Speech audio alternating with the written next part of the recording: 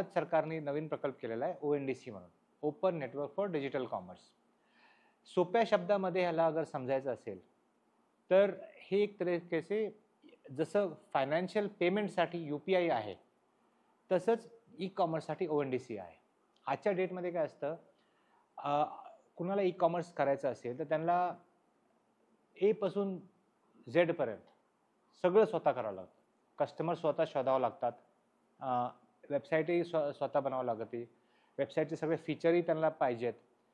कस्टमरनी order केलं तर लॉजिस्टिक्सही manage करावं लागते, प्रॉडक्ट त्यांना वेअरहाऊसिंग स्वतः करावं लागते, स्वतः इन्व्हेंटरी सांभाळावं लागते, पेमेंट स्वतः घ्यावं लागते, पेमेंटमध्ये उद्या कस्टमरचा काही प्रॉब्लेम झाला तर ते रिकन्सिलेशन स्वतः करावं लागते, सेलरकडनं आणि कस्टमरकडनं जी पेमेंट येते त्याची मॅचिंग स्वतः करावं लागते, कस्टमर सर्व्हिस स्वतः द्यावं लागते. आता हे सगळं जे झालं आहे, सगळ्यात मोठा प्लेअर ह्याच्यामध्ये ॲमेझॉन आहे, राईट. ह्यांनी मागच्या 20-25 वर्षाच्या एक्सपिरियन्समध्ये अरबो खरबो रुपये त्याच्यात टाकून त्यांनी हे सिस्टम बनवलेलं आहे.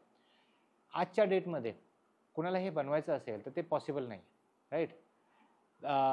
तर सरकार काय म्हणालं की हे जे मी जे स्टेप्स सांगितले की पूर्ण ई-कॉमर्समध्ये जे काही स्टेप्स आहेत ते सगळ्या स्टेप्सला आपण कसं वेगळं करू शकतो आणि त्या प्रत्येक स्टेपसाठी एक एक्सपर्ट आणायचं आणि ते सगळे एक दुसऱ्याबरोबर बोलणार. एक्झाम्पल मी देतो तुम्हाला. आजच्या डेटमध्ये ONDC प्लॅटफॉर्ममध्ये पेटीएम मॉल म्हणून आहे, राईट. आपल्याला सगळ्याला माहीत असेल. आपण पेटीएम मॉलमध्ये गेलो तर ते ONDC येतं आणि ONDCमध्ये तुम्ही कस्टमर ऑर्डर करू शकतो. पण पेटीएमला हे मागचं काहीच करायची गरज नाही. सेलर आणणे, प्रॉडक्ट आणणे, इन्व्हेंटरी ठेवणे, लॉजिस्टिक्स करणे, पेमेंट मॅनेज करणे, काही करायची गरज नाही. पेटीएमला फक्त कस्टमरचे ऑर्डर घेणे. जेव्हा कस्टमरचे ऑर्डर जातो, आज तो एक एक्सपर्ट झाला पूर्ण सिस्टममध्ये, पूर्ण व्हॅल्यू चेनमध्ये, राईट. आता एक प्रोड्युसर, एक सेलर प्रोड्युसर असतो, एक लाकडी घाण्या ऑइल मेकर असू शकतो, राईट, जो लाकडी घाण्याचं ऑइल बनवतोय. आता हा ऑइल मी 5 फिजिकल दुकानामध्ये ठेवू शकतो आणि 5 ऑनलाईन दुकानामध्ये ठेवू शकतो, राईट. पण मला जेव्हा त्या 5 ऑनलाईन दुकानामध्ये जायचं आहे तेव्हा मला प्रत्येकी 5 बरोबर बोलावं लागणार वेगवेगळं आणि त्यांना वेगळी ऑनबोर्डिंग करावं लागणार आहे. ONDCमुळे काय असणार, तिथे एक सेलर एक्सपर्ट म्हणून असणार आहे. फक्त तिथे जायचं, त्या सेलर एक्सपर्टमध्ये जाऊन आपले प्रॉडक्ट ऑनबोर्ड करायचे आणि तो सेलर एक्सपर्ट ONDCमध्ये अगर 50 ऑनलाईन शॉप्स असतील तर त्या 50 शॉपवरती तुमचे प्रॉडक्ट अवेलेबल करू देऊ शकतात. तर एका ऑन्टरप्रिनरला त्या 50 लोकांबरोबर वेगवेगळं बोलायची गरज नाही. तर सेलर एक्सपर्ट येईल फक्त कॅटलॉगसाठी, प्रॉडक्टसाठी, ठीक आहे.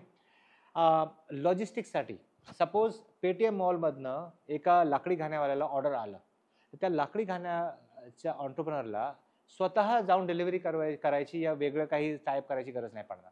एक लॉजिस्टिक्स एक्सपर्ट येईल, त्याला फक्त त्याला ऑर्डर पास करायची आणि तो लॉजिस्टिक्सवाला तुमचा प्रॉडक्ट घेऊन कस्टमरला देणार, ठीक आहे. आता चौथा गोष्ट, पेमेंट. कस्टमर जेव्हा ऑनलाईन पेमेंट करेल तर प्रत्येक ह्याला एक ऑनलाईन, प्रत्येक सेलरला या प्रत्येक ऑन्टरप्रिनरला स्वतःची ऑनलाईन पेमेंट सुविधाची गरज नाही. फक्त एक खातं पाहिजे, बँक खातं. पेमेंट येणार, कस्टमर ऑनलाईन पेमेंट करणार, ते ऑटोमॅटिकली त्यांच्या खात्यामध्ये येईल आणि ही सगळी जी ऑनलाईन पेमेंटची प्रक्रिया एक स्पेशलिस्ट मॅनेज करणार आहे, राईट. तर मुद्दा असा म्हणजे की जो आजच्या डेटमध्ये ॲमेझॉन या फ्लिपकार्ट अशा मोठ्या संस्था आहेत, ऑर्गनायझेशन्स आहेत, जे सगळं हे मॅनेज करत आहे ONDCच्या माध्यमाने, हे सगळं एक एक्सपर्ट मॅनेज करणार आहे.